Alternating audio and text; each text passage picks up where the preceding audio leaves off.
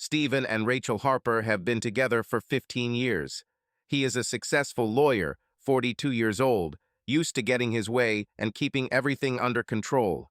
She is a striking blonde of 38 years old, a housewife who once dreamed of a career as a designer but chose a family.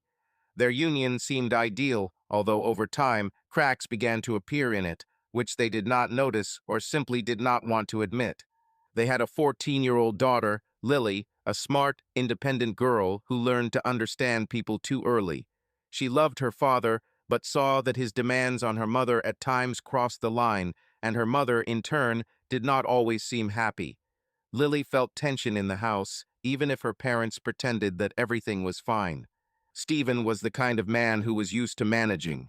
He provided for the family, he made decisions, he created a comfortable life for them. In return, he demanded devotion, respect, and absolute fidelity. For him, marriage was not just a union of two people, but something like a contract that did not imply violations. He believed that he was fulfilling his role perfectly.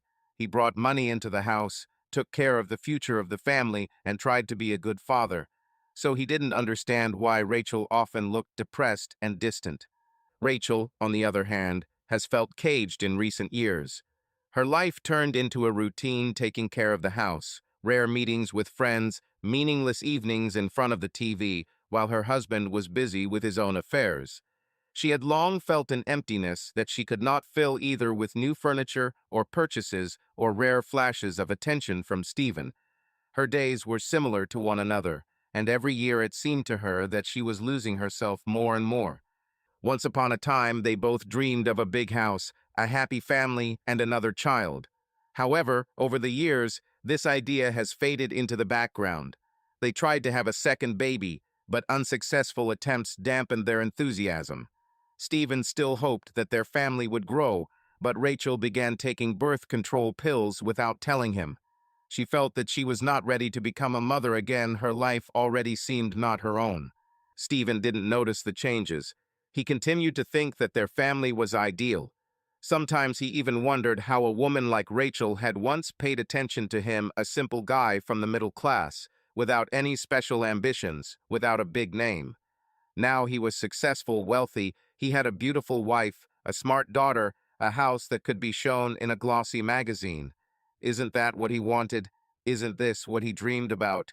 But behind this external calm were hidden feelings and thoughts that they did not talk about to each other. Rachel became more and more immersed in herself. She was burdened by routine, the monotony of marriage, and a lack of emotions. She felt that the fire inside her had long gone out, and she no longer knew how to relight it. Stephen was so absorbed in work and his beliefs that he did not notice the changes in his wife. It seemed to him that everything was going as usual, that some changes were inevitable in a marriage after many years. Stephen often asked Rachel this question jokingly, of course, but deep down he was really curious. How did such a bright, confident woman once pay attention to him, a simple guy without a big name and impressive achievements? He said this with a slight smile, but each time he waited for her answer, as if he wanted to make sure again that their story was not an accident.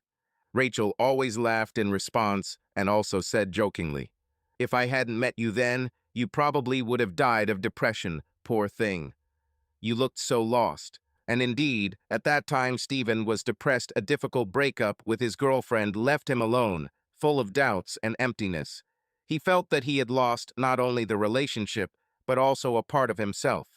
Work did not bring pleasure, meetings with friends seemed meaningless, and he sank deeper and deeper into this state. When Rachel came into his life, she became a real ray of light for him. It was easy with her, simple, as if she filled the very gap that his former love had left. They laughed together, and Stephen enjoyed the little teasing. There was something cozy in these words, something reminiscent of the early years of their relationship, when everything seemed simple and natural. When he was not only her husband, but also the very person she chose, no matter what. These conversations always created a warm atmosphere between them. He recalled how in the early years of marriage they could talk about everything, easily tease each other, and feel that their connection was only growing stronger. Perhaps it was precisely in such moments that the real meaning of family life lay in small jokes filled with love and understanding. Stephen grew up in a small town in Ohio, in an ordinary working-class family. His father worked as an auto mechanic, and his mother was a nurse. As a child, he was not particularly talented or charismatic, but he was diligent and dreamed of breaking out of his hometown. He was always told that he had to work hard to achieve success, and he took these words as a guide to action. After school, he entered Ohio State University, choosing law school. In the first years of his studies, Stephen was modest and even a little withdrawn.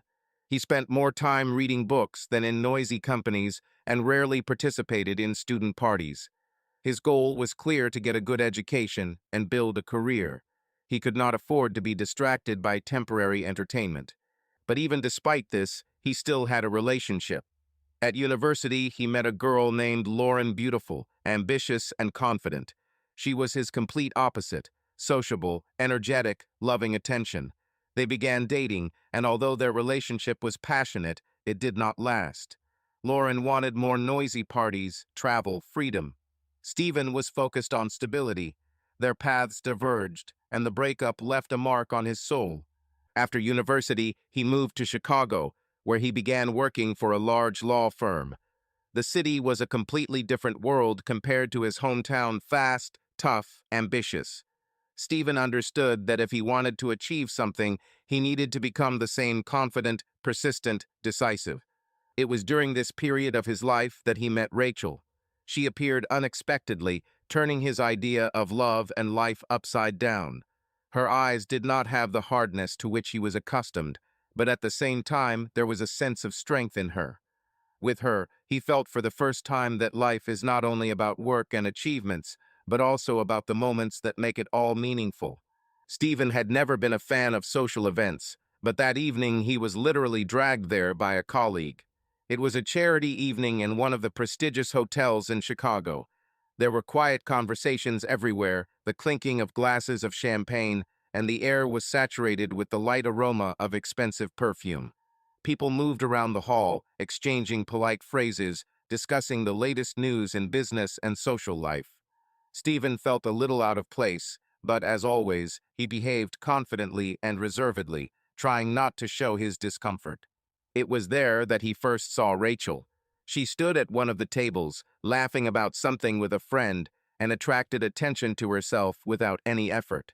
There was something bewitching in her movements, and in her eyes there was a sparkle that captivated you at first sight. Stephen felt something move inside him. He couldn't look away, as if he was afraid of missing something important. By a strange coincidence, they were introduced to each other. He extended his hand to her, and she smiled easily, naturally, as if they had known each other for many years. "Stephen Harper," he introduced himself. "Rachel. Just Rachel," she replied with a sly smile. The conversation began by itself, as if they were continuing an old conversation that had begun in another life. They talked about everything: music, travel, funny incidents from childhood. Time flew by unnoticed, and it was as if other people had disappeared around. He noticed how her eyes sparkled when she talked about her favorite places, and realized that in front of him was not just a beautiful woman, but a person with depth and dreams. "You don't particularly like such events, right?" she suddenly asked, noticing his slightly tense appearance. "I won't say that this is my favorite pastime," he chuckled, "but now I quite like it here." She smiled wider, tilting her head slightly to the side. "Is that so? Maybe it's because of the company." He grinned back, feeling an invisible thread forming between them. Everything was too easy, too natural. At that moment, he realized that in recent years he had rarely felt such genuine pleasure from a conversation. He wasn't used to having someone read him so well, but with Rachel it felt completely natural. They didn't notice how the whole party passed, completely immersed in conversation. When the evening came to an end, he didn't want to leave. They parted well after midnight, but before parting, Stephen took her number. He did not know where their acquaintance would lead, but he felt that it should not have ended that evening. Rachel smiled too, pausing for a moment before walking away. Before going their separate ways, she agreed to meet him the following week. saying that she had enjoyed spending the evening in his company. There was something promising in her gaze. Later, already at home, he lay in bed for a long time, replaying their conversation in his head. He knew one thing: this meeting changed something in him, and perhaps forever. Their first meeting after the party took place in a cozy cafe on the outskirts of Chicago. Stephen arrived a little earlier and chose a table by the window, overlooking the noisy street. He noticed her as soon as she entered, confident, elegant, with a slight smile on her lips. Her long coat flowed over her figure, and sincere joy was visible in her eyes. "I hope I didn't keep you waiting," she said, sitting down opposite him. "Not a bit," he answered with a smile. "I always come earlier anyway." The conversation began as easily as the first time. They discussed work, hobbies, and plans for the future. Rachel talked about how she works as an interior designer, but dreams of one day opening her own studio. Her voice became animated when she talked about her favorite projects, and her eyes shone with excitement. She described how she loves to select colors, find the perfect combination of textures and materials, and how she can sometimes spend hours peering at furniture, choosing the perfect option for her clients. "It seems to me that you are the kind of person who turns any space into a work of art," said Stephen. "You haven't even seen my work," she laughed. "But I see how you talk about her." Stephen, in turn, shared his impressions of the work.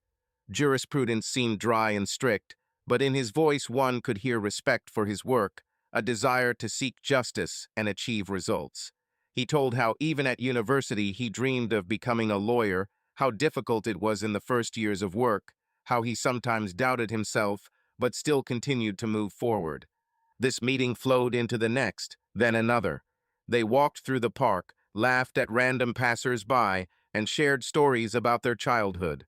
There was more and more trust between them. Their conversations became deeper, more intimate. They were no longer just two people who met by chance at a party. Now it was something more. They often went to museums, tried new cuisine, and discussed books they were interested in. It seemed they could talk for hours and not get tired of each other. Over time, their meetings became more personal. They sat on the sofa in her apartment, watched old films, and discussed important moments in life. One evening, after a long walk, they stopped at her house. There was tension in the air, pleasant and viscous. She looked at him with a slight challenge and then stepped closer. "Would you like to come in for a cup of coffee?" Her voice was soft, but there was a hidden invitation in it. Stephen nodded, knowing full well that coffee would be the last thing on their minds that night. They entered her apartment and turned on the dim lights. He sat down on the sofa, she went into the kitchen, but soon returned with glasses of wine. They talked a little more, but between words there were long pauses filled with something more than just friendly interest. Rachel ran her fingers over his arm, and he looked into her eyes. At that moment, everything became extremely clear. Their relationship had entered a new stage, and both knew it. That night, there were no barriers between them. This was the first time, but far from the last. They spent the entire next day together, not wanting to part. Now their connection was stronger, deeper, and their feelings were stronger. At the time their relationship entered a new stage, Stephen was already quite wealthy. His career at a law firm was booming, and he could afford to live large. He wanted Rachel to see his world, to feel the stability and comfort that he had achieved through years of hard work. He took her to the best restaurants in Chicago, where the waiters knew him by name and the tables were reserved in advance. They tasted rare wines, delicious dishes, discussed tastes, and enjoyed every minute spent together. "I admit I'm not so easily surprised," Rachel said, sipping wine from a crystal glass. "But you deal with it." "Then wait, that's not all," he chuckled. One evening, he asked her to go for a ride with him. They left the restaurant, and he opened the passenger door of his sports car for her, a luxurious dark blue Porsche that was his pride. The engine roared powerfully and confidently as he started it. They rushed through the night city, leaving behind the flickering lights of the streets, and the wind played in her hair. "Are you bragging now?" she asked with a sly smile. "A little," he admitted, "but I like sharing it with you." Later, He showed her his house, a spacious, modern mansion with huge panoramic windows and a stylish interior. There was no pretentiousness in it, but one could feel the taste and status. Rachel looked around, her eyes sweeping over the living room with a fireplace, a leather sofa, a spacious kitchen with marble countertops. "Impressive," she said, crossing her arms. "You really achieved this." "Yes, but none of this means anything if I can't share it with someone special," he replied, looking at her. She looked at him with interest, as if she was seeing him for real for the first time. A slight doubt stirred inside Stephen. He hoped that she loved him not for his money, not for his comfortable life, but for who he really was. At that moment, something more than just passion or attraction arose between them. It was a feeling that their lives were beginning to intertwine, becoming one. Their sex life began with caution. Stephen was experienced, but from the very beginning he noticed that Rachel was much freer and more relaxed in this regard. Her confidence, ease of movement, ability to talk about her desires without embarrassment, all this surprised him and at the same time excited him. She knew what she wanted and was not afraid to take the initiative into her own hands. Stephen took it as a challenge. He never doubted his skills, but with her around, he felt like he had room to grow. He wanted to become for her the man who could give her maximum pleasure, who would make her forget about everything except the sensations that he gives. Their first night together was passionate, intense, but there was more to it than just physical attraction. Looks, touches, complete immersion in each other. It was not just sex, but something deeper. For Stephen, this became something of a test in which he intended to surpass himself. Over time, he began to understand that Rachel was not just more experienced than him. She felt her partner on an intuitive level, could predict desires, but at the same time did not lose her naturalness.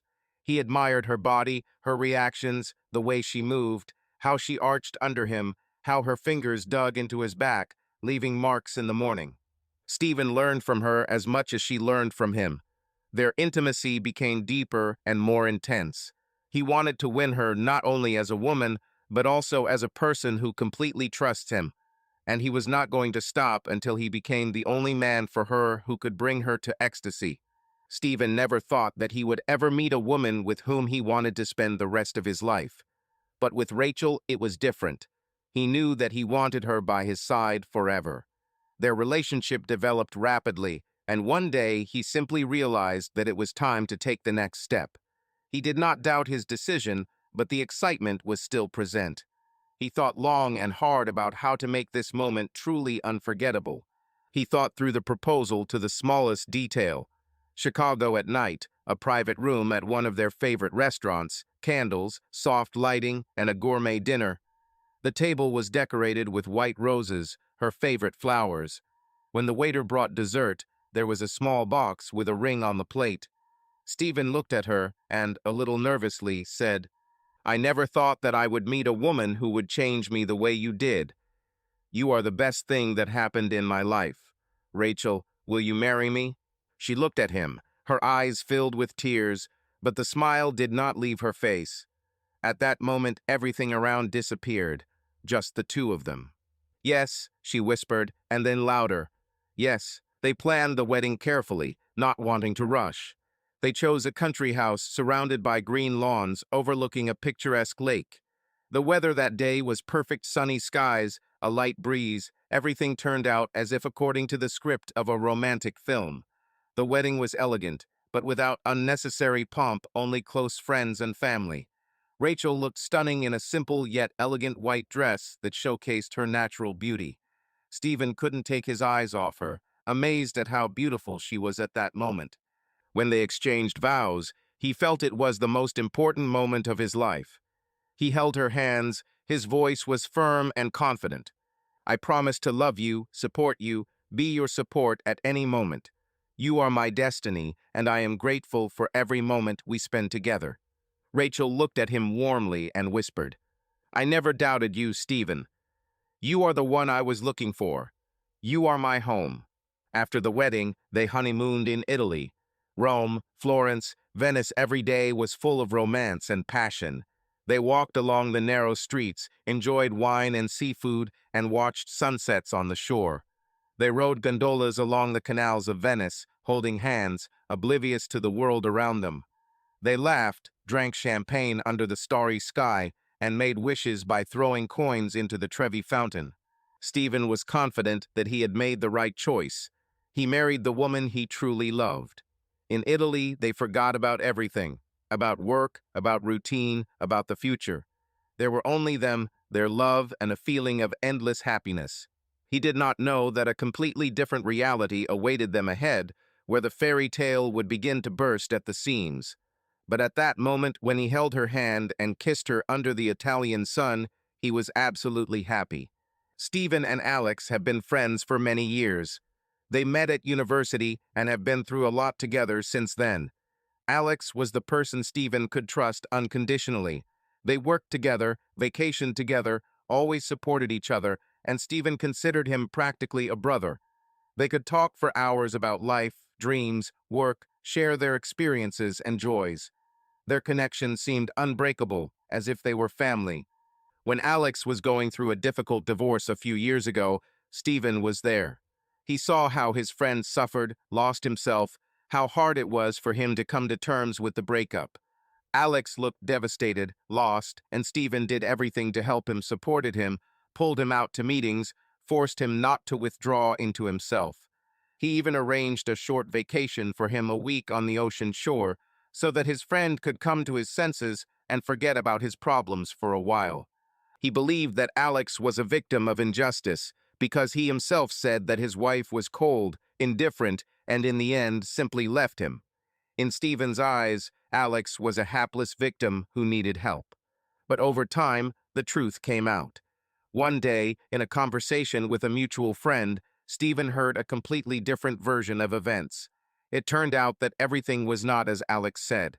His wife left for a reason Alex himself destroyed his marriage by cheating on her with another woman.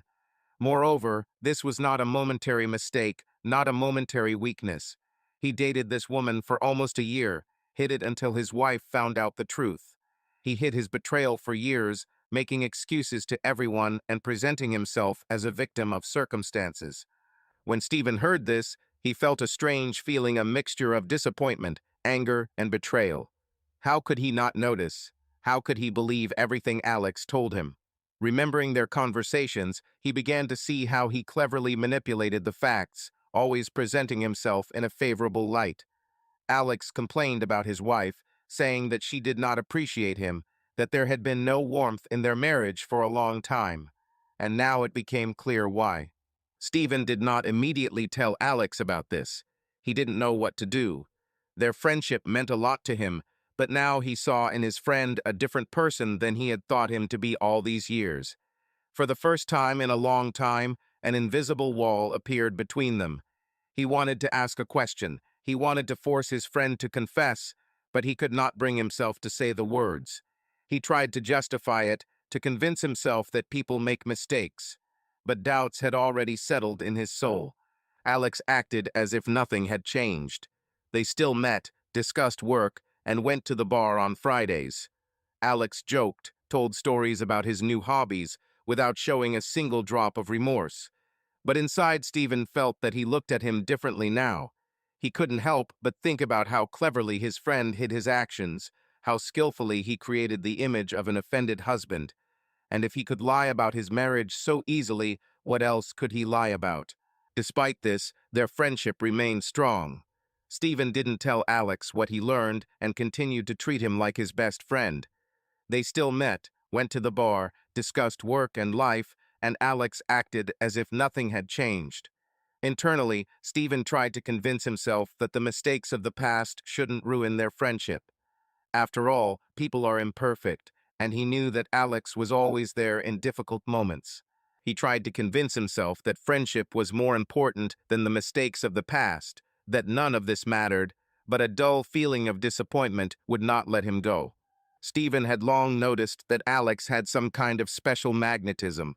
Women themselves clung to him, even if he did not show obvious interest in them. He was charming, knew how to win over his interlocutor, and always found the right words. Unlike Stephen, who was used to restraint and prudence, Alex was always easygoing, able to joke, and remain the center of attention. Stephen didn't think much of it until he started noticing that his wife, Rachel, was constantly pushing him to spend more time together. She often repeated that Alex was depressed after the divorce and needed more communication, that he needed the support of friends. "You should invite him to us more often," she said, pouring herself a glass of wine. "Alex is going through a difficult period right now, and he needs company. Don't you want to help your best friend?" Stephen didn't see anything wrong with it at first. He really wanted to help his friend, but over time he began to feel that Rachel was becoming too involved in Alex's problems. One day at dinner, he carefully tried to express his thoughts. "I think you're getting too involved in Alex's problems," he said, putting down his fork. "Yes, he is our friend, but he is an adult. I don't think he needs that kind of constant care." Rachel just smiled and shrugged. "You just don't understand what it means to be alone after a divorce. It's difficult for him now, and he needs us." Stephen sighed, but did not continue the conversation. He didn't want to argue, but there was a strange feeling inside him that all this went beyond the boundaries of ordinary sympathy. Indeed, after the divorce, Alex sometimes looked depressed and said that he felt lonely. He supported his friend, invited him to visit, and at first everything seemed quite natural. They dined together, discussed the news, recalled their student years, drank until the evenings turned into nights, and Alex became an almost permanent guest in their house. But over time, Stephen began to notice something strange. Alex visited them more and more often, even when Stephen himself was not at home. His wife would sometimes mention it in passing, saying that he was just stopping by for a cup of coffee or that they happened to meet nearby, and he decided to stop by. And the more such accidents happened, the stronger the feeling of anxiety grew. Stephen tried to shrug it off, telling himself that Rachel was just looking out for his friend. After all, she was always kind and sympathetic. But deep down, he began to wonder, was this really just friendly support, or was there something more hidden behind it? Years passed, but nothing changed. Alex remained a frequent visitor to their home, appearing sometimes by invitation, sometimes unexpectedly, as if his presence had become something taken for granted. Every time Stephen tried to suggest to his wife that perhaps they should give their friend more space, she would just smile and say, "You know how hard it is for him. Alex is still recovering from the divorce. His emotional state is fragile, and he needs support." But Stephen couldn't help but notice that Alex didn't look broken or depressed at all. On the contrary, he was still as confident, charming, and witty. It seemed as if the depression Rachel was talking about existed only in her words. Alex never seemed like someone who needed reassurance. He laughed, communicated with people easily, and was always the center of attention. Sometimes Stephen caught himself thinking that his friend seemed to be deliberately taking up more space in their lives than he should. He stayed late, not noticing any hints that it was time to leave, and could suddenly appear with a bottle of wine or a box of pizza, as if this united the three of them into one unchanging circle. And if at first Stephen perceived this as part of a long-standing friendship, now it became increasingly difficult for him to ignore the feeling of slight irritation. But Rachel remained unchanged. She continued to defend Alex, saying that he was not as strong as he seemed, that behind his smiles there was pain, that he simply did not want to show his weakness. Stephen began to wonder more and more often, was he the only one who saw that his friend was not at all who he was said to be? And if Alex isn't suffering that much, then why does he still spend so much time at their house? Stephen has always been a hard-working person. He built his career for many years, rising through the ranks, sparing no effort and time. Working in one of the large companies, he got used to stability and was confident that he could provide his family with everything they needed. But one day, everything changed. The company he worked for was facing serious financial problems. Cuts began, salary delays began, and constant talk about restructuring began. Stephen was among those hit by budget cuts. His income dropped sharply, and he realized that the financial situation in the family needed to be reviewed. Rachel, unlike him, never aspired to a full-time career. She only worked part-time at a local art gallery, more for fun than money. This always suited their family as long as Stephen could cover all expenses. But now the situation has changed. We need to cut costs, Stephen said over dinner, putting down his fork. At least until I find something new. Rachel just rolled her eyes and sighed. You're being too dramatic, she replied. We can handle it. I am not going to change my usual way of life just because of temporary difficulties. Stephen clenched his jaw, but remained silent. He expected more understanding, but his wife didn't seem to take the problem seriously. She continued to live as if nothing had happened, continuing to plan trips, shopping, and going out as if their financial situation had not changed. The more he thought about it, the more irritated he became.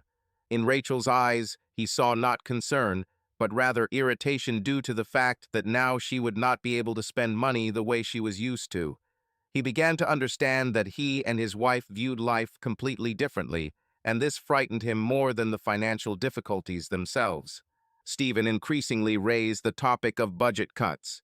He understood that their financial situation was unstable and tried to convey this to Rachel.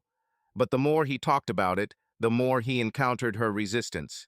We need to be smarter about our spending, he said one evening, leafing through the bills. Until I find a more stable job, we should cut down on unnecessary expenses. Rachel looked up from her phone screen and looked at him with annoyance. This topic again. Stephen, we have always lived well, and I am not going to turn my life into endless savings. It's not my fault that your company laid off people. Stephen clenched his teeth, but restrained himself. He was used to her love for luxury, for expensive restaurants, for elite events, but before he could afford it. Now the situation has changed, but she didn't seem to want to notice it. It's not forever, he tried to explain.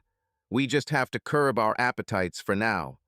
I'm not asking you to give up everything, but maybe at least fewer events. Expensive parties, going to the opera, designer clothes, these are not the biggest needs now. Rachel leaned back on the couch, crossing her arms over her chest.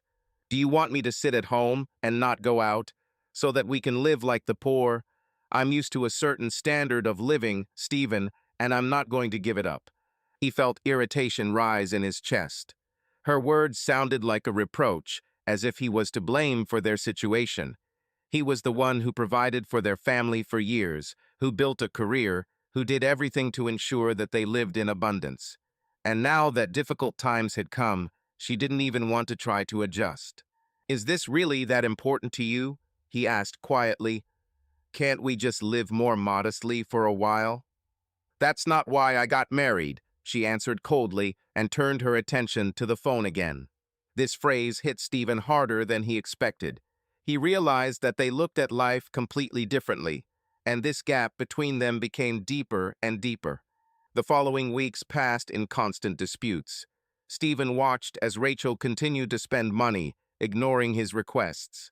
She bought expensive dresses, ordered tickets to private events, and paid for dinners in prestigious restaurants.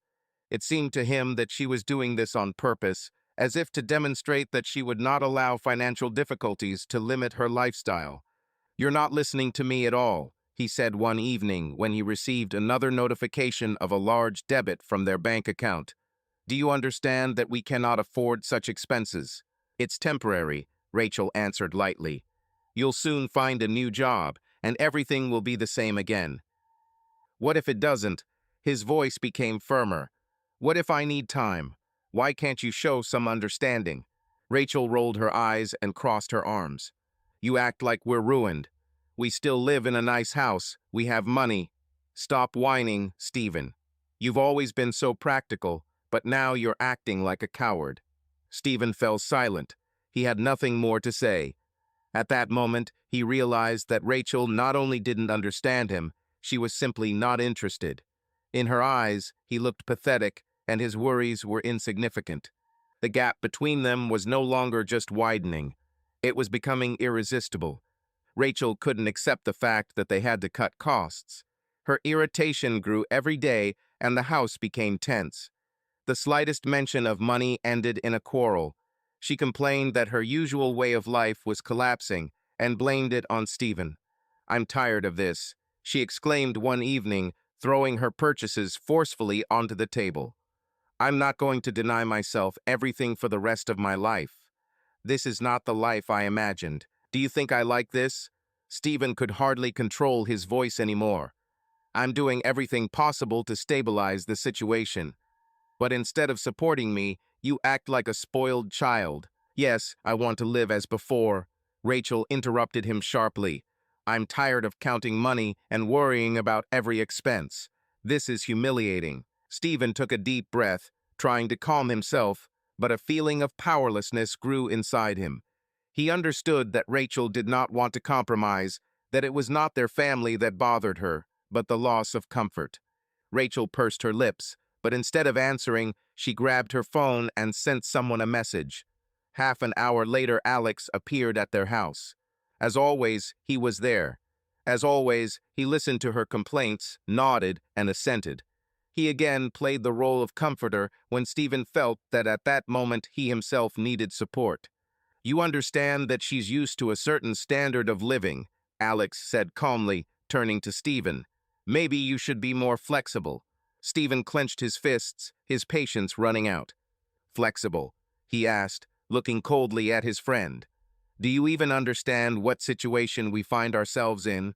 I have lost my stability, and instead of adapting, she continues to live as if nothing happened. These are just temporary difficulties, Alex sighed. You'll find a new job, but for now, maybe you shouldn't put so much pressure on her. Press? Stephen couldn't help himself. She spends money as if they were printing it. Do you think this is normal? Alex shook his head, pretending to try to diffuse the situation. I just want to say that it's hard for her.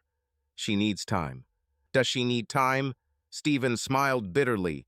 Or maybe she needs you. You're always there, Alex. Maybe that's why it's so easy for her to complain. She always has someone to tell her I'm wrong. Alex narrowed his eyes, but didn't answer. He knew he couldn't convince Stephen, but he had no intention of leaving. This was not just a consolation, he was too involved in everything that was happening. Silence hung in the room. Rachel and Alex exchanged glances. At this point, Stephen realized that his friend was taking his wife's side too often. Despite their recent arguments, Rachel continued to act as if nothing had happened. But when she once again started talking about the upcoming charity event, Stephen's patience ran out. I think we should go to a charity event, she said over dinner, lazily swirling a glass of wine in her hands. This is an important event. All our friends will be there. We can't miss it. Stephen looked up from his thoughts and looked at her incredulously. Are you serious? You want to spend a lot of money on some event when our finances are not even in order? Rachel sighed in annoyance and rolled her eyes. It's just one evening, Stephen. And this is not just some kind of event, this is a status. If we stop showing up at these events, people will start to think there's something wrong with us. Because there is something wrong with us, he flared up. We can't afford to waste money on meaningless social events when we have problems. This is not a meaningless party, she snapped. This is an opportunity to maintain connections that may be useful in the future. If we disappear from the radar, we will be forgotten. Stephen sighed heavily, trying to control his irritation. He felt himself slipping back into an endless argument in which Rachel did not want to acknowledge the reality. You know what? He said, wearily rubbing his temples. Do what you want. Since it's so important for you to appear in front of people, go ahead. But I'm not going to spend my last money so that you can shine among those who don't care about us. Rachel stood up from the table and crossed her arms over her chest. If you don't want to go, I'll go alone, she said coldly. At least there will be people there who understand what it means to live with dignity. Worthy? He asked with mockery. This is called spending money that you don't have in order to appear better to someone than you are. Oh, stop lecturing me. Rachel raised her hands irritably. I'm tired of this rationality of yours. Not everything in life is measured by a budget. You yourself always said that status matters. Stephen rose sharply from his chair, resting his palms on the table. Status. Status will not help pay bills when there is no money left. Maybe instead of thinking about how to show off in front of these snobs, you think about how we can actually cope with the situation. Rachel snorted and stepped back. That's why it's impossible to talk to you.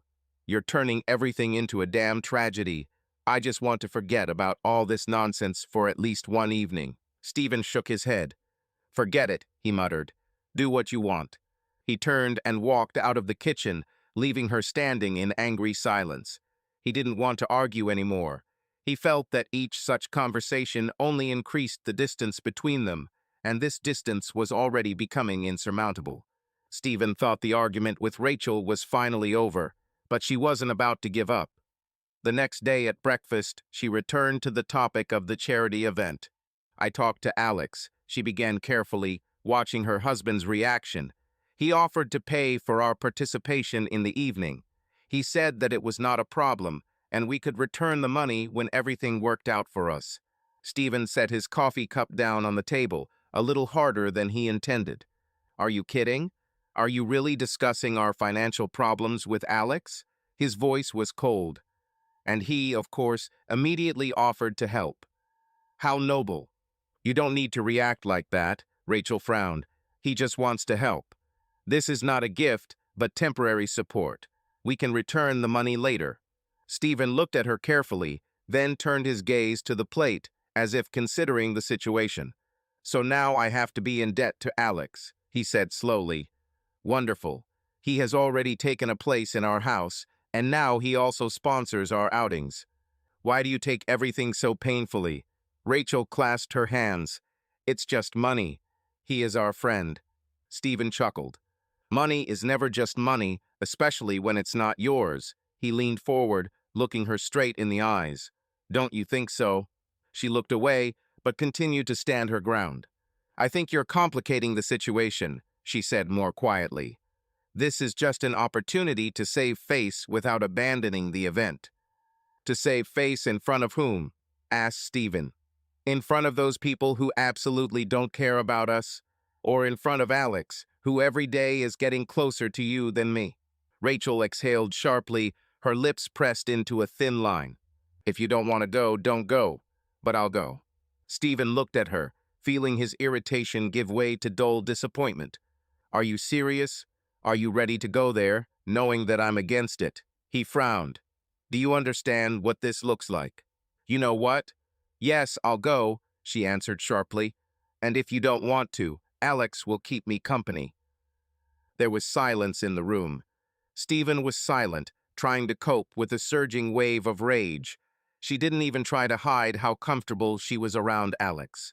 He stood up, put his cup in the sink, and walked out of the kitchen, leaving her standing in angry silence. He felt that this quarrel was not just about money or an event. It was about something much bigger, about power, about who makes decisions in their marriage. And Stephen began to realize that control had long been slipping out of his hands. The evening of the charity event was approaching, and a tense atmosphere filled the house. Rachel was engrossed in preparation, sorting through dresses, choosing jewelry, finding the perfect shoes. There was a gleam of excitement in her eyes, as if she was worried not so much about the event itself as about the opportunity to be the center of attention again. She stopped in front of the mirror, trying on earrings, and smiled at her reflection. Stephen watched her from behind the door, crossing his arms over his chest. "Are you really going to go there?" His voice was restrained, but irritation was felt in it. Rachel didn't turn around, continuing to study herself in the mirror. "Stephen, how much can you?" she said irritably. "I already said that I would go. You yourself refused, so don't try to convince me to do the same." "I don't understand why you need this." His voice became lower. "We can't afford it, and you know it." "Alex has already paid for our tickets," she answered calmly, applying the last layer of lipstick. "So you can relax. This won't change anything in our budget." Stephen felt anger building inside him. He hated this feeling, the feeling that someone else was taking on the role of a caring husband, while he himself remained on the sidelines. "Alex, Alex, Alex," he muttered through his teeth. "Is he your personal sponsor now? Maybe I'm not needed in this house at all." Rachel turned to him sharply, her eyes flashing with anger. "Enough, Stephen. You're acting like a child. Alex is just helping us because you can't do it. Temporary difficulties do not make me incapable." He barked, clenching his fists. "I'm your husband, not him. Do you even realize what this looks like? I don't care what it looks like, she shouted back. I'm tired of your whining and constant talk about how we don't have money. You yourself chose not to go, so I will go with someone who wants to share this evening with me. Before Stephen had time to answer, there was a knock on the door. He already knew who it was. Rachel quickly grabbed her clutch, took a deep breath, and headed out. Stephen followed slowly, and when he opened the door, Alex was standing on the threshold. He looked confident in an expensive suit with a slight grin, as if he was amused by the whole situation. Are you ready? He asked, glancing briefly at Stephen. Of course, Rachel replied, casting a parting glance at her husband. Don't wait for me. Stephen stood in the doorway, watching her leave, taking Alex's arm. He saw him whispering something in her ear, making her laugh. His hands clenched into fists. At that moment, he realized that something in his marriage had finally broken. But if she thought he would just accept it, she was sadly mistaken. After Rachel left, leaving behind only the smell of expensive perfume and silence in the house, Stephen stood at the window for a long time, looking into emptiness. He tried to calm down, but indignation was seething inside him. Everything that had happened in recent weeks weighed on him with incredible force. But that wasn't what worried him most. Dad, a quiet voice came from behind. He turned around and saw Jenny, their 14-year-old daughter. She stood in the doorway, barefoot, wearing her favorite old rock band t-shirt. Her dark eyes studied him carefully, and alarm was visible in them. Are you awake? He asked, trying to sound calm. How can I sleep if you screamed? She lowered her eyes. Is it because of the money, or because of Alex? Stephen involuntarily clenched his jaw, but quickly pulled himself together. He didn't want to involve his daughter in their adult problems, but he wasn't going to lie to her either. It's just, Mom and I have differences, he sighed, coming closer. Sometimes adults fight, but that doesn't mean you have to worry about it. Jenny snorted and crossed her arms over her chest. Is it true? Then why did Mom leave with Alex and you were left here alone? Stephen didn't immediately find what to say. His daughter was smart, too smart to simply brush off her questions. She wanted to go to the event, but I didn't. That's all, he answered briefly, but he himself understood how pitiful it sounded. Jenny shook her head and walked closer. Dad, I see that everything is wrong. You argue constantly. You look angry and tired. And Mom, she's acting strange.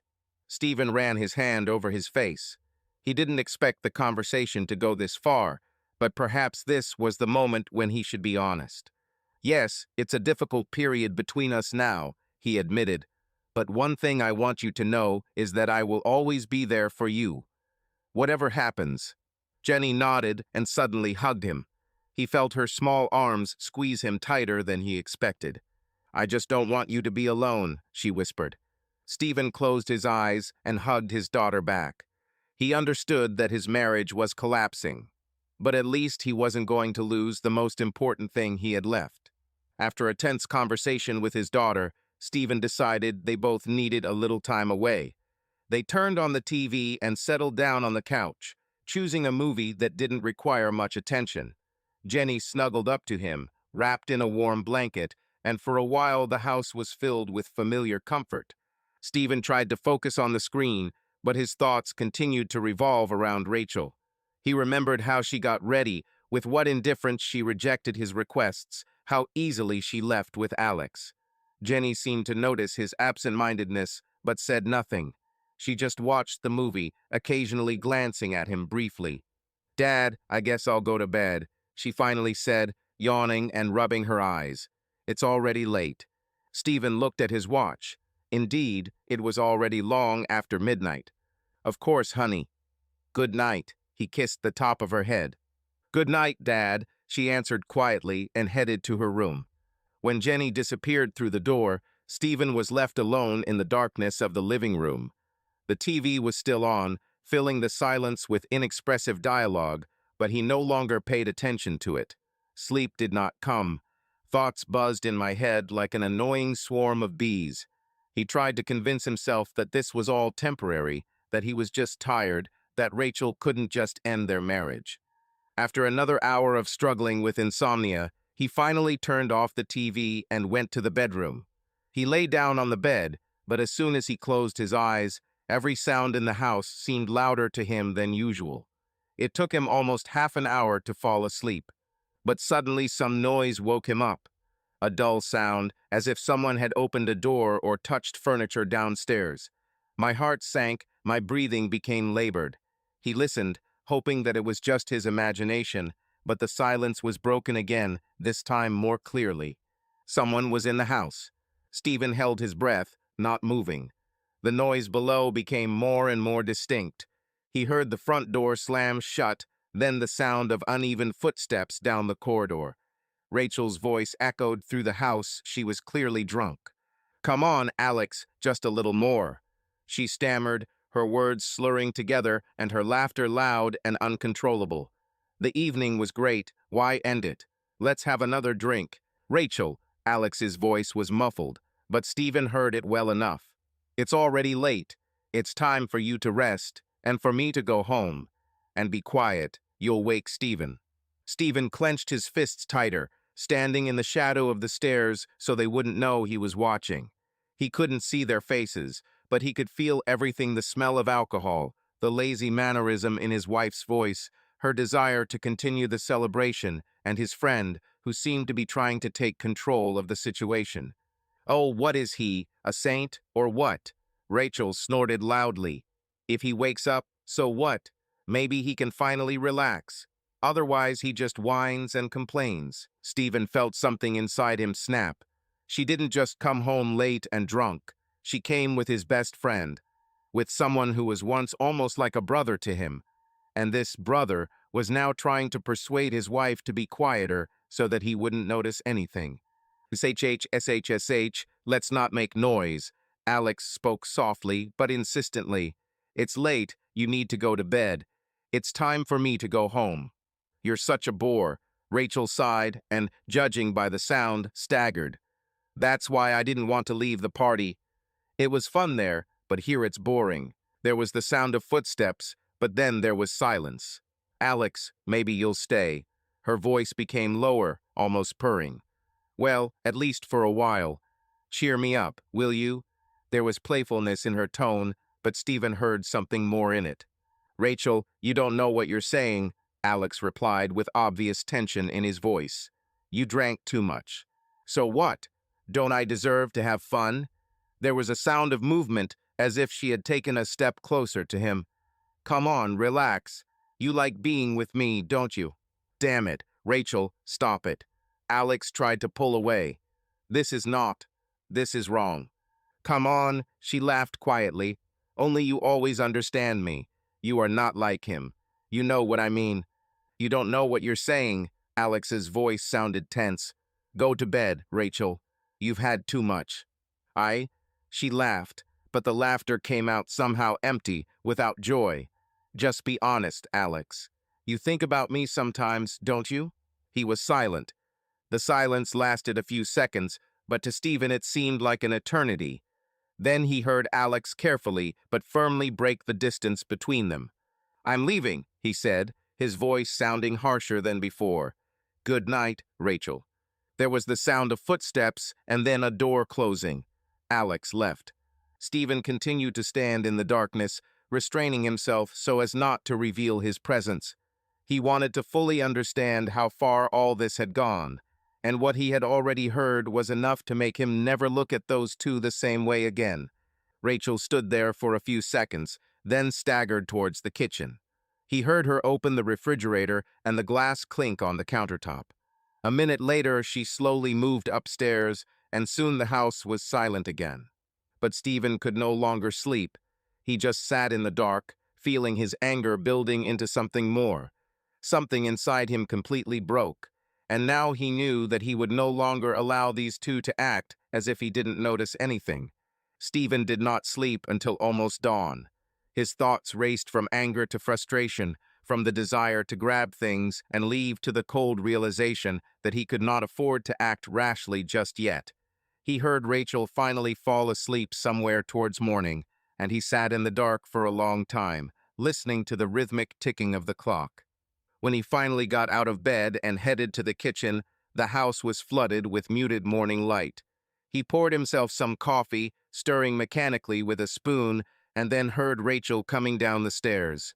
She looked broken, disheveled hair, dark circles under her eyes, movements slow and sluggish. The hangover was clearly making itself felt, but despite this, there was not a shadow of shame or regret on her face. "Good morning," she muttered, yawning and stretching. "It dries terribly." Stephen watched silently as she walked to the refrigerator, pulled out a bottle of water, and took a few greedy sips. She didn't seem to care at all that yesterday she returned home in the early morning, drunk, accompanied by his former best friend. "How long have you been up?" she asked, noticing his gaze. "Long enough to think about everything," he answered calmly, taking a sip of coffee. She froze for a second, but then shrugged as if his words didn't matter to her. "Well, what were you thinking about?" she asked with a slight grin, putting the bottle on the table. Stephen placed the cup on the table so that the ceramic thudded against the surface. "About how your evening went, for example." His voice was even, but cold. Rachel rolled her eyes. "Oh my God, Stephen, don't start. You yourself refused to go. I just had fun, that's all." "Yes, I noticed," he nodded. "You were having so much fun that you didn't even realize how you were acting." She looked at him with slight irritation. "And what does this mean?" "Nothing," he shrugged, watching her reaction. "Just an observation." Rachel frowned, but decided not to pursue the topic. She took a couple more sips of water, then reached for her phone, as if searching for something more important than their conversation. "Do you have any plans for today?" he asked, watching her scroll through the screen. "Yes," she answered absently. "I need to buy something, then maybe I'll meet the girls." Stephen nodded, but everything was boiling inside. She didn't even try to hide her indifference to what was happening between them. The tension in the air became almost palpable. They were in the same house, but it seemed that there was an abyss between them. And Stephen understood, this is just the beginning. Stephen returned home later than usual. He deliberately stayed late after work, wandered the streets, went into a cafe, and drank coffee alone. He simply did not want to return to this house, to the atmosphere of cold silence and constant tension. It was only a few days after the charity evening, but from then on things got even worse. Rachel continued to act as if nothing had happened. She didn't ask questions, didn't try to talk, as if she didn't notice how far they had moved away from each other. Or maybe she just didn't care. When he finally approached the front door and inserted the key into the lock, he heard muffled sounds coming from inside. He recognized Rachel's voice, but there was no one else in the house. She was talking on the phone. Stephen was about to come in, but something in her tone made him freeze. "I'm just tired," Rachel sighed. "You have to save money all the time, think about where to cut costs. It's infuriating. That's not why I got married." Stephen tensed. It was as if something was squeezing in my chest. He knew she was unhappy, but hearing it out loud, and even said to someone else, was completely different. "I understand you," he heard a voice from the speaker. It was her friend, possibly Maggie. "But you knew that Stephen was having difficulties now. It's not forever." "I don't care how long it takes," Rachel said irritably. "I'm used to living differently. I'm tired of denying myself everything. I want to go out somewhere normally, not think about prices, not listen to his whining about the budget. It's endless." "Well, what does he say? Is he even trying to solve the problem?" asked a friend. "Yes, he's just fixated on his failures," Rachel snorted. "Every time it's the same thing. We have to be patient. Everything will get better soon." "But when? I'm no longer interested in enduring. I want to live normally as before, without these stupid restrictions." "Does he even understand that you think so?" Maggie clarified carefully. "Of course not." Rachel grinned. "He still lives in his own little world, where I have to support him in everything, even if I don't like it. And if I'm against it, then I'm a bad wife. As if I don't have the right to want better." Stephen clenched his jaw. He felt his fingers curl into fists. This wasn't just a conversation. It was a frank, unsparing look at who he had become in the eyes of his wife. "Well, maybe you should talk to him sometime," my friend suggested hesitantly, "so that he understands your position." "What's the point?" Rachel snorted. "He will either continue to whine or start playing the offended husband. I've already been through this. He won't change. He is simply not the kind of person who is capable of living differently." Stephen felt his chest tighten at that cold phrase. Everything was boiling inside. She didn't just complain about their situation. She talked about him as if he were something temporary, something insignificant, something she no longer took seriously. He couldn't listen anymore. Slowly stepping back, he took a deep breath. For the first time in a long time, he felt not just disappointment, but an icy realization. Rachel no longer perceived their family as something valuable. She saw him only as a source of problems.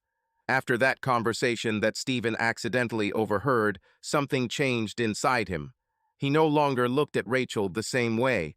In his gaze, there were no more attempts to understand her. There was no desire to smooth over the corners.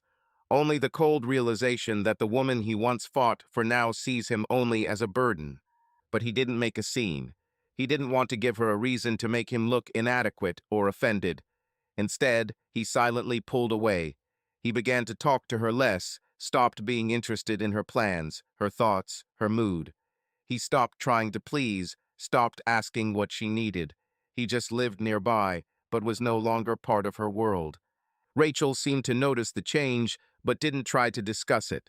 She was satisfied that he did not bother with questions and did not interfere with her life as she was used to. They began to behave like neighbors connected only by common walls. But there was one detail that still connected them: Jenny. One evening, while Rachel was out with her friends again, Stephen was sitting in the living room, scrolling through the news on his phone. He heard light footsteps and raised his head. Jenny stood in the doorway.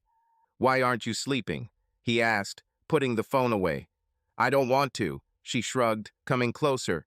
"Can I sit with you?" "Of course, honey." He patted the sofa next to him. She sat down, tucked her legs under her and sighed. "Did something happen?" he asked, looking at her. "No, it's just." She paused, choosing her words. "You behave differently." Stephen frowned. "In what sense?" "You have become different. You hardly talk to your mom. You haven't done this before." Stephen took a deep breath. He didn't want to drag his daughter into adult problems, but he wasn't going to lie to her either. "Sometimes people change," he answered after a pause, "especially when they start to see things differently." Jenny looked at him carefully, as if she was trying to peer into his thoughts. "Are you and your mother quarreling?" she asked carefully. "No," he answered honestly. "We just began to look at life differently." She nodded, but there was concern in her eyes. "You won't get divorced, will you?" she asked quietly. Stephen looked at her. He wanted to say that no, that they would sort it out, but he wasn't sure. "Everything will be fine," he said, pulling her towards him. "I promise." Jenny clung to him, and he realized that now he had one goal: to make sure that his daughter did not suffer from the chaos that was growing in their family. Stephen didn't notice the changes right away, but gradually they became too obvious to ignore. Alex began to appear in their house more and more often. He came even when Stephen was not at home, and what was most irritating was that Rachel was not at all bothered by it. At first, he thought it was just an accident. Alex would come in under the pretext of helping with something or just stopping by for coffee. But then he began to notice that this was happening more and more often. Some days, when he returned home, he found 2 cups of coffee in the sink, or there were traces of 2 glasses of wine on the table. One day, Jenny, innocently, without a second thought, said at dinner, "Alex came by today. He was telling his mother about a new restaurant in the center." Stephen became wary. "Today? When?" "Somewhere after lunch." "He stayed for a long time, it seems," the daughter shrugged. Stephen glanced at Rachel, but she just shrugged. "Yes, I came. We were just chatting." "We were just chatting. But why? Why was Alex in their house so often when he himself was not there? And why didn't Rachel even try to hide this fact by acting like it was normal?" Every week, the situation only got worse. Alex appeared so often now that Stephen felt like a stranger in his own home. Rachel no longer asked if he would be home, she simply made decisions for him. It was annoying. It made me angry. This awakened something in him that he had not felt for a long time, a cold, burning feeling of jealousy. He couldn't be sure what infuriated him more, the fact that Alex felt so secure in their home, or the fact that Rachel didn't see a problem with it at all. Stephen wasn't keen on the idea of going to another party, but Rachel insisted. She said they needed to unwind and that it would be fun. He knew it was just an excuse. She wanted to plunge back into the familiar atmosphere of luxury, expensive alcohol, and endless conversations about nothing. But there was no point in arguing. He was tired of their endless conflicts and simply followed her, hoping that this evening would pass without unnecessary shocks. When they arrived at the event, the hall was already filled with people. Live jazz played, waiters passed glasses of champagne, and guests laughed and enjoyed the evening. The smell of expensive perfume mixed with the aromas of elite whiskey and wine hung in the air. Rachel looked pleased she was finally in an environment where she felt like a duck to water. She instantly joined the crowd, exchanging greetings, blowing kisses, and casual conversations. Stephen, on the other hand, felt like an outsider. He stayed away, standing at the bar and watching his wife. The whiskey was bitter in my mouth, but it helped quell the irritation. His gaze darted around the hall until he noticed a familiar figure. Alex.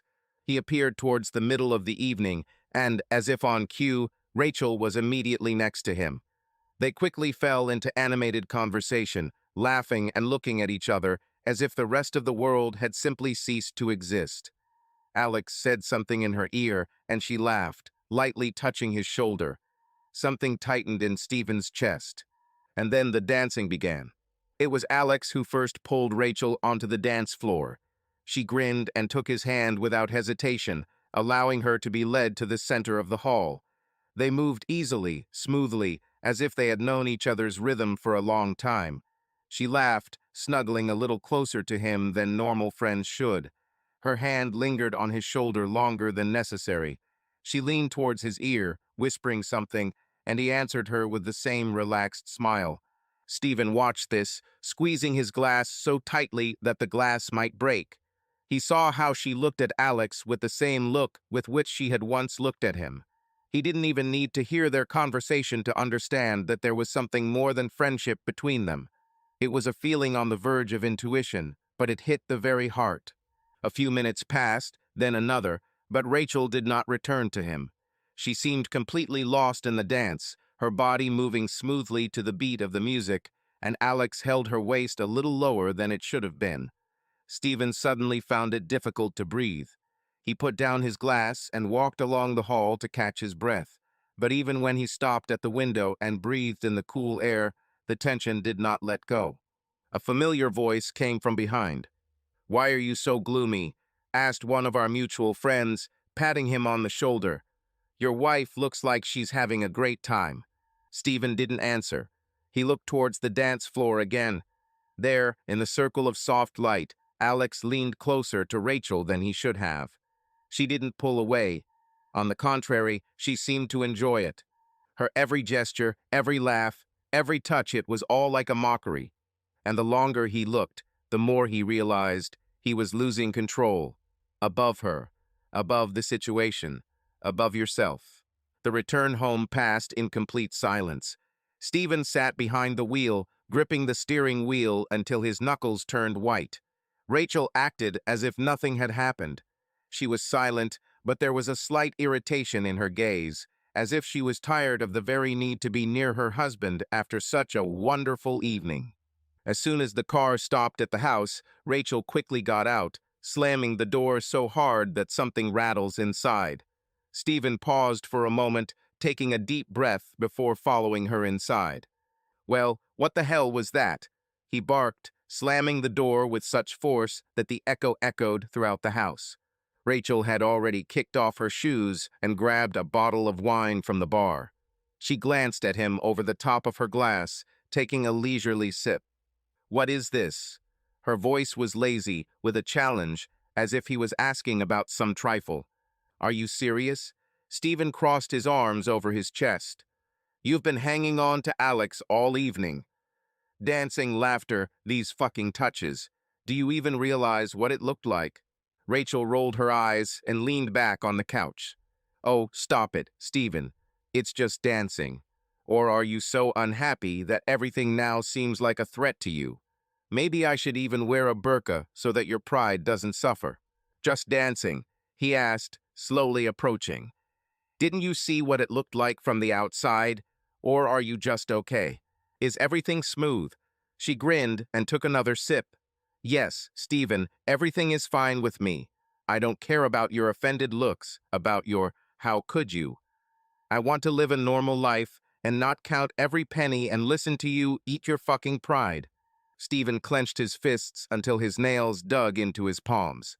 Maybe because everything is really going wrong for us.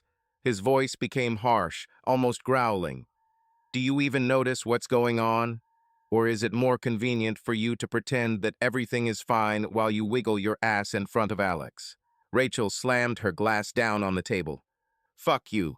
What will you do to me, huh? Another lecture about how I've gotten bad, about what a bad wife I am. Can you even hear yourself? I want you to at least pretend that you don't give a damn about our damn marriage, he roared. She looked at him for a few seconds, then laughed dryly, without joy. Marriage. Stephen, this is no longer a marriage. This is a farce. Stephen didn't answer. He just stood and looked at her, and an icy feeling slowly flared up in his chest. She has already decided everything for herself. And he also began to make decisions.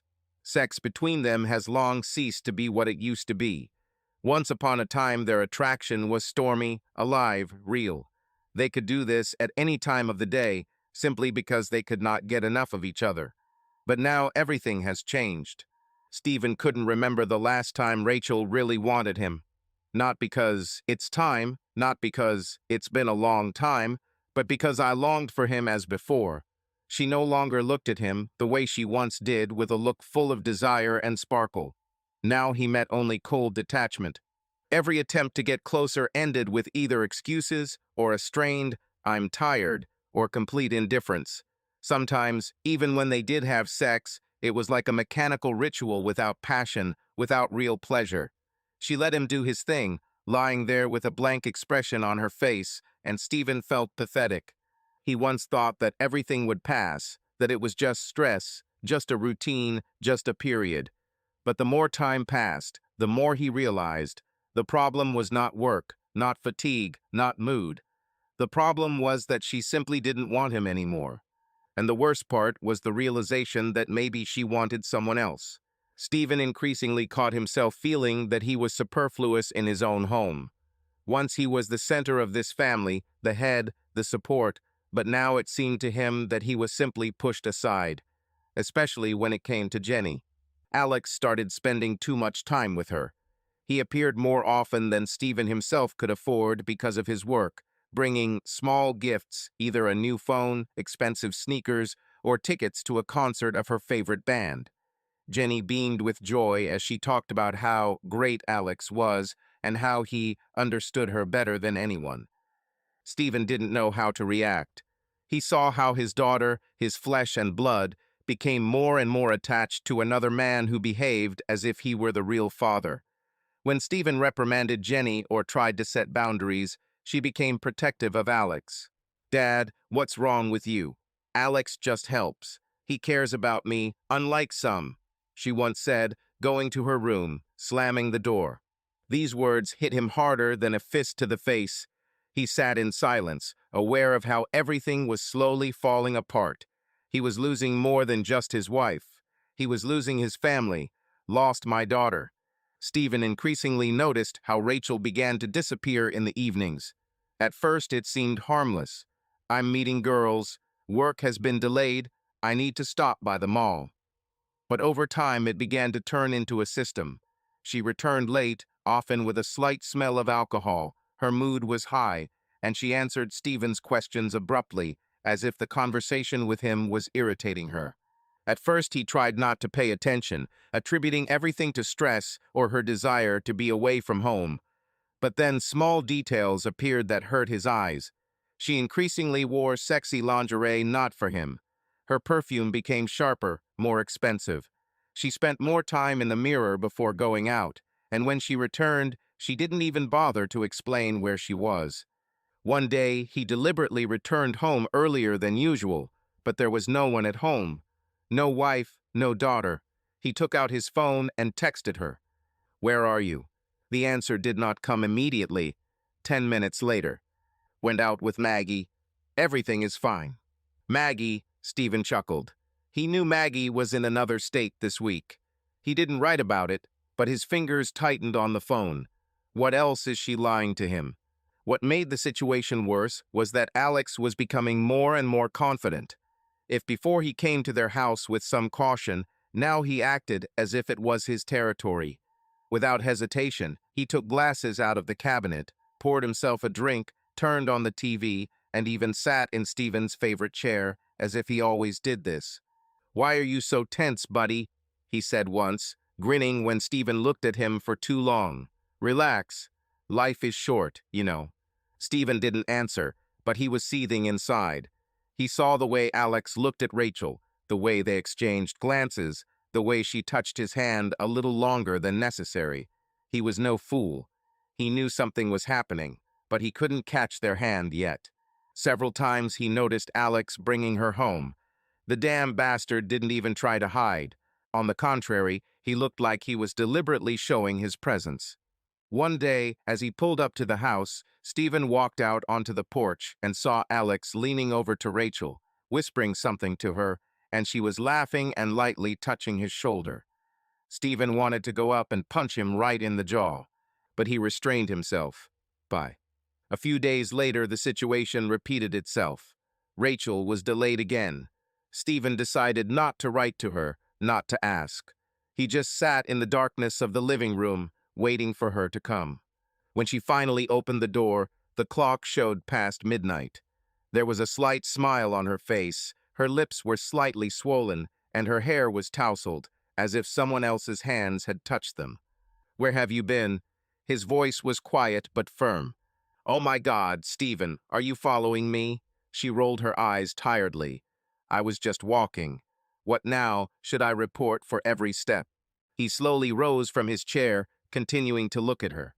"Maybe it's not necessary, but at least don't lie to me."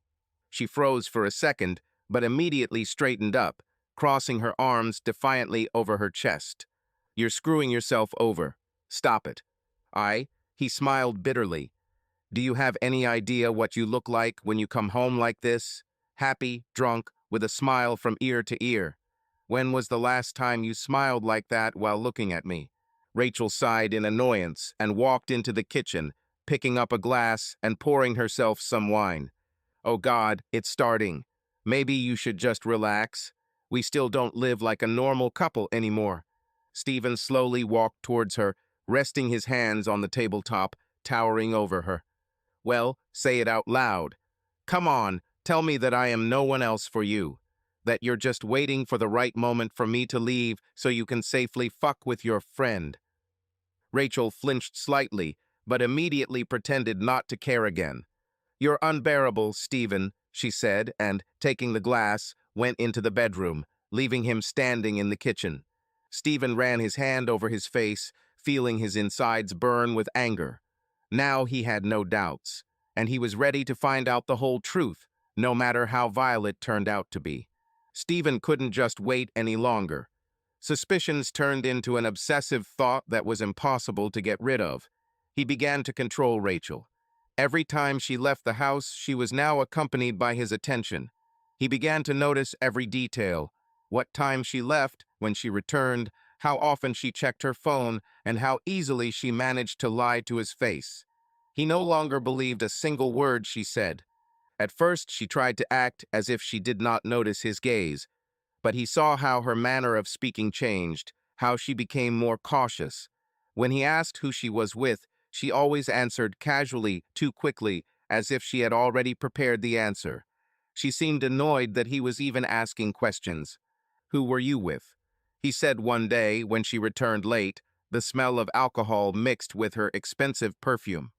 With friends, she answered tiredly, kicking off her shoes. Which ones? He crossed his arms over his chest, watching her reaction.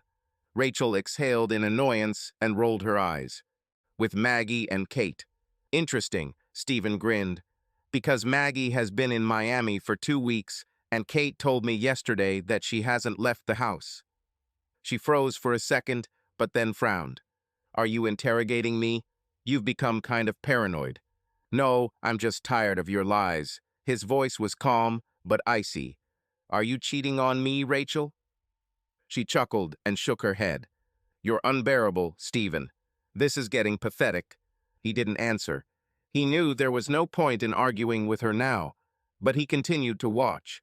He checked her phone, noticed how she abruptly snatches it out of her hands if he accidentally puts it next to her. He kept track of her accounts, paid attention to new purchases, expensive jewelry and lingerie, which she definitely did not wear for him. More and more details pointed to the same thing. Her irritation grew every day. At first, she made excuses, then she got angry, and then she just started avoiding conversations. She began to come later and later, and sometimes did not answer calls at all. One day, he noticed that her car was parked at their house, but she was not inside. She returned an hour later, disheveled and with a slight blush on her cheeks. Where have you been? His voice sounded harsher than he expected. None of your business, she snorted and walked past. Stephen understood everything. He's not a fool. But he needed the truth. Stephen was waiting for her at home again. The clock showed 2 in the morning, but she was still not there. He sat in the darkness of the living room, slowly turning a glass of unfinished whiskey in his hands. At some point, he heard the front door open. She entered, trying to move silently, but did not notice his silhouette in the chair. Where have you been? His voice sounded sharp, and she shuddered. I'm not going to discuss this anymore, she muttered, walking past him. Answer me, damn it! He grabbed her wrist, forcing her to stop. Rachel pulled her hand, but he didn't let go. Her eyes blazed with anger. Do you want the truth? She shouted, breaking free. Yes, Stephen, yes, I'm sleeping with Alex. Satisfied? Is this what you wanted to hear? He blinked as if he had been hit in the face. You're lying, he whispered, shaking his head. You just want to hurt me. Rachel grinned and folded her arms over her chest. Oh, poor thing, is it hard for you to believe this? Wake up, Stephen. You haven't meant anything to me for a long time. Alex is a man. He is not a pathetic whiner like you. Stephen felt his throat tighten, but he controlled himself. He exhaled slowly and then said with a deep laugh, You really fucking know this. She raised her eyebrows and laughed. Well, finally you understand it. Congratulations, Stephen. It's just a little late, huh? She turned and went into the bedroom. Tomorrow I will pick up my things. I'm going to Alex. At least he knows how to treat a woman. Stephen stood motionless, listening to her slam the bedroom door. He closed his eyes, clenching his fists. His breathing was slow, restrained, but everything was bubbling inside. Fuck you, he quietly exhaled, looking into the darkness. But that wasn't the end. This was the beginning. Divorce was a word that Stephen hated. It cut into the ear like a rusty knife, leaving deep wounds in the soul. Once upon a time, he had a family, he had love, he had a home that seemed like a fortress. But everything collapsed in one moment. Rachel betrayed him with someone he considered a brother. Alex, his best friend, the person he trusted, was the one who ruined his life. It was not just a blow, it was a war in which Stephen lost everything. At first, he tried to fight. He screamed, hit walls, tried to understand how this could happen to him. He wanted an explanation, but Rachel simply shrugged and said that it happens. For her, it was easy. For him, it was unbearable. The divorce was messy. Disputes about the house, about money, about who will live with the daughter. Jenny, their common daughter, became a hostage of this war. When the moment of choice came, she chose to stay with her mother. This completely finished off Stephen. He knew that Rachel was turning her daughter against him, that she was making him out to be a tyrant and a loser. He saw Jenny moving away from him every day, and he couldn't do anything about it. He did not leave, as his friends advised him. He remained in this city, in this damned house, saturated with memories. Now he lived alone, surrounded by silence and what had once been his life. Resentment and anger were eating away at him from the inside, making him a shadow of himself. He tried to move on, but every evening he returned to an empty apartment where the only sounds were his own thoughts. But over time, the pain began to dull. He realized that his life was not over. He began to return to himself, albeit slowly. He knew there were still many battles ahead, but now he was ready to take them on. After the divorce, Stephen seemed to disappear. He did not seek meetings with his daughter, did not try to maintain contact. He knew that Jenny chose her mother, knew all the dirt that Rachel was telling about him, and deep down he couldn't forgive it. Resentment ate him up like poison. He didn't want to hear her voice, didn't want to see her face, reminding him of betrayal. But Jenny tried. She called him several times. The first time he just looked at the screen, at her name flashing on the display, and squeezed the phone in his hand until his fingers turned white. He didn't answer. The second time she left a message. "Dad, I just want to talk. Please call me back." Her voice was quiet, almost pleading, but he simply erased the recording and turned off the phone. He couldn't. He wasn't ready. One day she even came to his house. He heard the doorbell and froze. My heart started beating faster. He knew who it was. But instead of opening it, he slowly walked away from the door and sat down in a chair. I heard her stand there, knock again, and then turn around and leave. He felt like crap. But everything inside screamed that he couldn't. He can't just forget that his own daughter turned on him when he needed her most, even if she regretted it now. Several months have passed. There were no more calls, messages too. And suddenly Stephen realized that he himself had become what he hated, the man who had rejected the only person close to him. But could he change anything, or was it already too late? Stephen resisted this moment for a long time, but something clicked inside. Maybe he was tired of the silence. Maybe he finally realized that he was blaming Jenny for something she shouldn't have been held accountable for. Or maybe he was just afraid that one day it would be too late. He dialed her number himself. I sat with the phone in my hand until the beep stopped. A cautious voice was heard on the phone. "Dad?" He swallowed as if he had forgotten how to talk. "Hello, Jenny." She was silent for several seconds. It seemed to him that she was trying to understand whether it was really him or her consciousness playing a cruel joke on her. Are you calling me?" she finally asked. "Yes, maybe we can meet."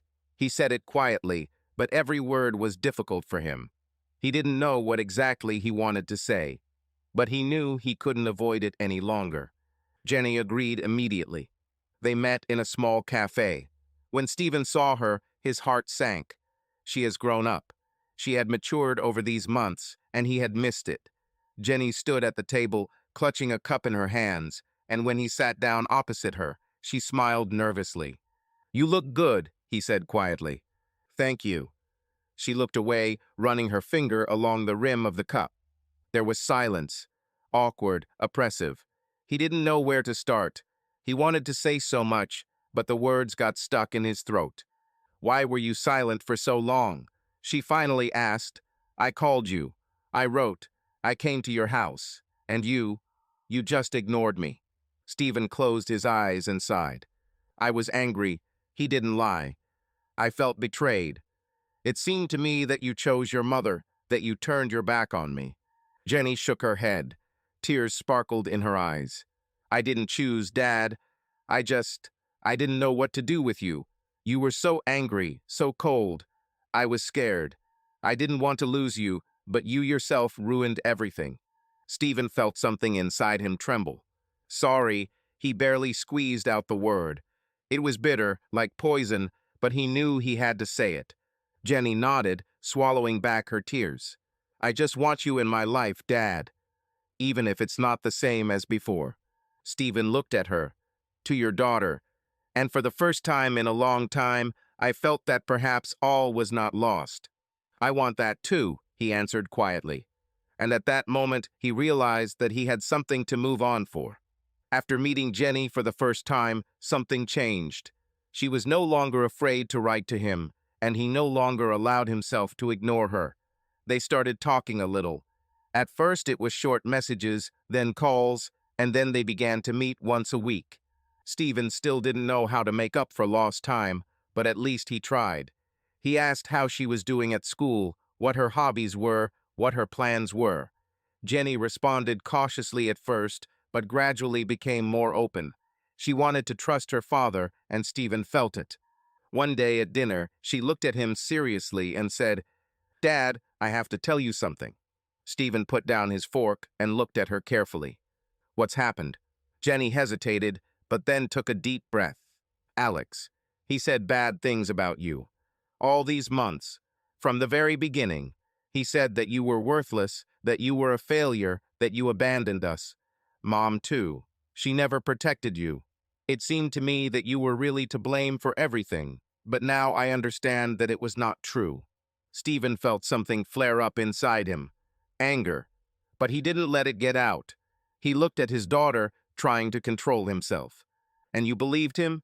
he asked quietly. Jenny nodded, pursing her lips. "Yes, but I was stupid. I was mad at you because you left, because you didn't talk to me. And Alex, he used it. He pretended that he was caring, that he cared. But now I see what he really was." Stephen clenched his fists, but sighed, trying to calm down. "Thank you for telling me that," he replied. "I'm sorry you went through that. But know one thing, I never gave up on you. I just didn't know how to be there when everything fell apart." Jenny nodded, a small smile appearing on her face. "I know, Dad. Now I know." Stephen realized that his battle was not over yet. But now he knew exactly whose side Jenny was on, and that meant everything. Stephen never considered himself a vindictive person, but everything that has happened in recent months has changed him. Alex didn't just betray him, he destroyed his family, stole his wife, and now it turns out that he also turned his daughter against him. This was the last straw. Stephen couldn't just watch anymore. He decided that Alex would pay, and he will pay in full. He wasn't going to cause scandals or hit people in the face, no, that would be too easy. Alex should have felt what Stephen felt: destruction, loss, loneliness, and he knew how to do it. Stephen began to study Alex's business. He knew that not everything was as smooth as it seemed. Alex loved to take risks, invested money in dubious projects, and was used to playing on the brink of a foul. But now the border will become a trap. The first thing Stephen did was find old acquaintances who had access to financial information. It turned out that Alex got into debt trying to pull off another scam. One wrong step and his business will collapse. Stephen began to gently push him towards the abyss. Through dummy people, he introduced the idea of a new investment project that promised huge profits. Alex, being the cocky idiot that he is, of course took the bait. He invested money there, taking out additional loans. The next step was to destroy his reputation. Through a network of anonymous sources, Stephen spread rumors about Alex's financial fraud. Large investors began to get nervous. One by one, they began to refuse to work with him. And the final blow was that Stephen contacted the tax office. He collected enough evidence to interest the right people. When the check came to Alex, he didn't even understand where the blow came from. Everything was falling apart. Alex's days in business were numbered. And when he realized that he was left with nothing, Stephen just grinned. This was not the end. This was just the beginning of his downfall. Stephen was sitting in the cafe, slowly stirring his coffee, when Jenny sat down in front of him. She looked worried, fiddling with the edge of her sleeve and avoiding his gaze. Stephen immediately realized that she had come for a reason. "Dad, did you hear?" she asked, finally looking into his eyes. "About what?" He answered calmly, pretending that he did not understand what was being said. Jenny sighed and leaned closer to the table, lowering her voice. "Alex has some problems. I heard my mother talking to someone on the phone. She was angry, saying that everything was falling apart. I tried to ask, but she waved me off. He says it's none of my business, but I can see that something is wrong." Stephen took a sip of his coffee, keeping his cool. A warm fire of satisfaction lit up inside him. Everything went according to plan. "Maybe he's just having business troubles," he shrugged. He always played on the edge. Sooner or later, this had to happen. "But this is something serious, Dad," Jenny insisted. "I've never seen my mother like this. She even snapped at me when I tried to figure out what was going on. I'm afraid we might lose our house. And Alex, he looks depressed. I don't understand what happened, but things are only getting worse." Stephen watched her silently. His daughter was genuinely scared. She didn't know that her father was the cause of all this chaos, but he couldn't give himself away. "I couldn't yet." "Jenny, don't worry," he said softly. "Everything will work out somehow. Maybe you should stay away for now and just watch." She frowned but nodded. She trusted him, as she always did, even if she didn't understand why he was so sure. Stephen took another sip, looking into her worried eyes. He already knew how this game would end, and he wondered how long Rachel and Alex could stay afloat before their world completely collapsed. While Alex's life was falling apart, Stephen's career was going up. He was no longer the man who had been betrayed and left to die alone. Now he was confident, cool, and purposeful. He felt the taste of victory again. His business expanded. New contracts, profitable deals, invitations to major events. Companies that had not even noticed him before now made contact themselves.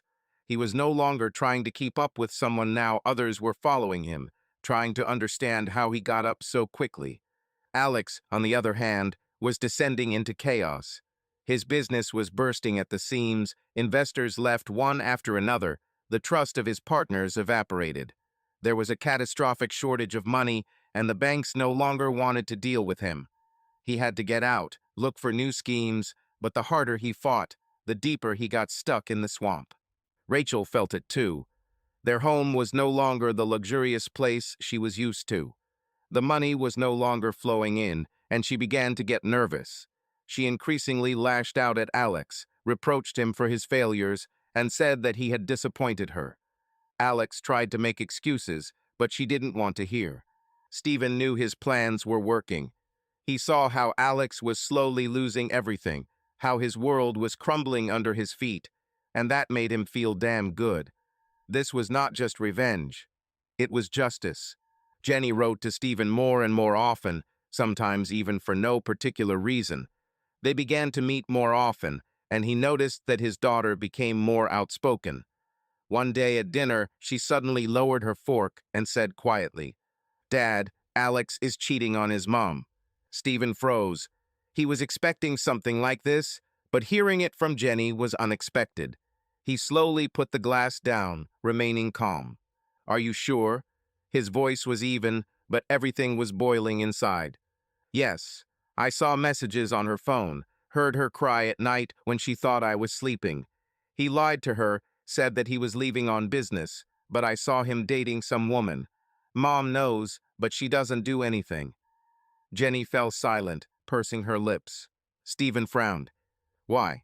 "Because she has nowhere to go," she said sadly. "Alex keeps her on a short leash. All the money is in his accounts. Her name is second everywhere. If she leaves, she simply will have nothing to live on." Stephen looked at his daughter, and at that moment he realized that his revenge was much deeper than he expected. Alex drove himself into a trap. He destroyed everything he had, and now Rachel finds herself in the same situation she once left Stephen in. "What are you going to do, Dad?" Jenny looked at him with hope. Stephen chuckled slowly. "Time to dot all the I's." Stephen knew Alex's end was near. Debts accumulated, banks refused loans, investors left. There is very little left, and Alex will lose everything: business, home, status. He will be broken and thrown out of the life that he so greedily built at the expense of other people's misfortune. But Stephen didn't think about it yet. Now he was concerned about something else: Jenny. He knew that when Alex fell and Rachel was at a dead end, his daughter could not be harmed. He was going to take her to him, give her the stability and care that she so lacked in her mother's house. Stephen began to put his house in order. He had not attached any importance to this for a long time, believing that he lived alone and did not need comfort. But now he saw everything differently. He bought new furniture for her room, updated the wallpaper, added details that he knew she liked. He ordered a comfortable reading chair, installed soft carpets, and hung new curtains. He wanted her to feel at home, a real home. Every time he made another change, a warmth spread in his chest. He didn't just create comfort, he prepared space for a new chapter in their lives. A little more, and Jenny will be where she really feels good, and Stephen will make sure she never feels abandoned again. Alex disappeared. When his business finally collapsed, when his debts drove him into a corner, he did the only thing he knew how to do. He ran away. He sold the house in order to somehow cover the loans, and then simply disappeared, leaving neither trace nor explanation. He abandoned everything, including Rachel and Jenny, who now found themselves on the street. For him, they were just a temporary phase that ended when the money was gone. He didn't fight, didn't try to fix the situation, he just disappeared, leaving ruins behind. Rachel tried to hold on, but without money and support, everything fell out of her hands. The bills became more and more, but the ability to pay them became less and less. Her pride prevented her from asking for help, but when it came to the point where she had to pack her things, she realized that she no longer had a choice. Alex always kept her on a short leash, controlled her finances, promised that everything would be fine, and she believed. Now she was left alone with her daughter, but without a future. And then Stephen appeared. He took Jenny in as planned. The house was already ready, and she felt comfortable there, as if she had always lived there. There was no fear or doubt in her eyes, only relief. She no longer wanted to live with her mother, who for years chose men over her. Now Jenny knew who was truly there when she needed it. But with Rachel, it was more complicated. She didn't ask for help. She was proudly silent, despite the despair in her eyes. And then Stephen himself suggested, "Until you get back on your feet, you can live with me." She looked at him in bewilderment. "For what? You hate me." Stephen shook his head. "No, I stopped hating you a long time ago. But we have a daughter, and I won't let her worry about you. You will live here until you figure out your life." Rachel was silent. She was accustomed to contempt, to reproaches, to condemnation. She expected him to say something like, "It's your own fault," or "Now feel what it's like." But instead, he simply offered to help her. No ridicule, no gloating. She felt that he was not trying to humiliate her with this proposal. He was simply beyond that. "Okay," she finally said, lowering her eyes. But their life together did not mean forgiveness. Stephen had no intention of opening his heart to her again. He did it for Jenny, for her peace of mind, so that she does not see her mother broken and lost. Rachel got a room in his house, but there was a wall between them. He was not interested in her problems any more than necessary. He didn't ask how she was feeling. He didn't have long conversations and didn't pretend that everything was fine. She was a guest for him, temporary resident, and she understood this. Sometimes in the evenings she looked at him and saw a man whom she had once known, but whom she had already lost. Stephen has changed. He was no longer the one who blindly believed in love, who tried to hold on to it, who was ready to sacrifice himself for it. He grew up, he became stronger, and now he was the one in control. Several months have passed. Rachel was still living at Stephen's house, but her life was now starting to get better. She got a job not prestigious, not what she was used to, but honest and stable. Stephen helped her with her search using his connections, but did not interfere in her decisions. He just gave her a start, and then she had to cope on her own. Work changed her. For the first time in many years, she had to earn money herself, and it turned out to be not so easy. She could no longer spend money left and right, could not afford expensive restaurants and parties. But to her surprise, she did not feel unhappy. It was difficult, but to some extent. Right. Stephen also helped her find an apartment. He knew that she wouldn't be able to live with him for long, not because he was kicking her out, but because they both needed to move on. He found her a small but cozy apartment in a good area where Jenny could visit her at any time. He himself helped with the move without further ado, just as a friend who supported her during this period. Over time, a strange balance was established between them. They weren't enemies, but they didn't become a couple again either. They were simply people who had once loved each other and were now learning to live side by side differently.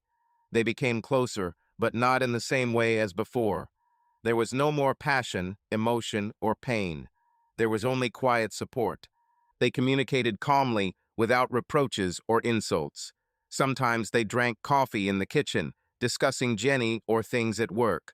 Sometimes they could even joke with each other, but there was no flirting in this, only a slight nostalgia for what once was. Stephen didn't blame her anymore. He realized that revenge would not make him happy. He's already won. He kept his pride, got his life back, and most importantly, restored his relationship with his daughter. Rachel has changed too.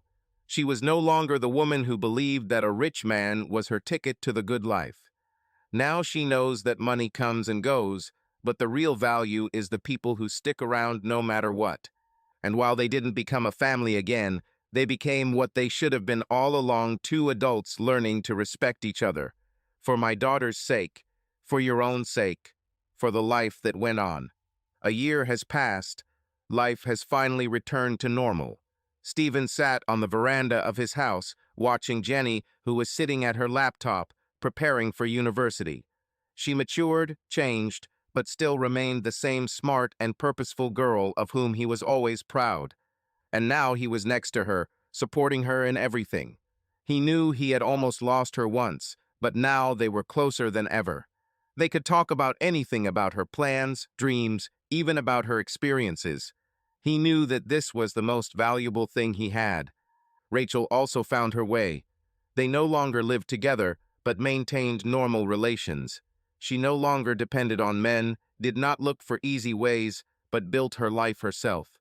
They met on holidays, communicated, but it was a different communication, without a past, without offense.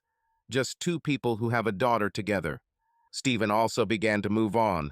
He started dating women again, but without rush, without unnecessary expectations. He did not look for a replacement for the past, but simply lived. Sometimes there were short romances, sometimes something more serious, but so far nothing that could make him completely trust someone again, and that was okay. He no longer felt alone, he felt free. He no longer thought about revenge, about the past, about betrayal. All this is left behind. Now he had only the road forward, and he was ready for what the future would bring. He looked at Jenny and smiled. "How are your documents? Is everything ready?" he asked. Almost, she raised her head and smiled back. "Thank you, Dad." Stephen nodded, feeling a warm wave inside. He did everything right, and now his life finally belonged only to him. Subscribe to our channel so that your love doesn't cheat on you, and go ahead and listen to the next story, because this story is nothing compared to the next one. If you're under 18, don't even think, click to the next one.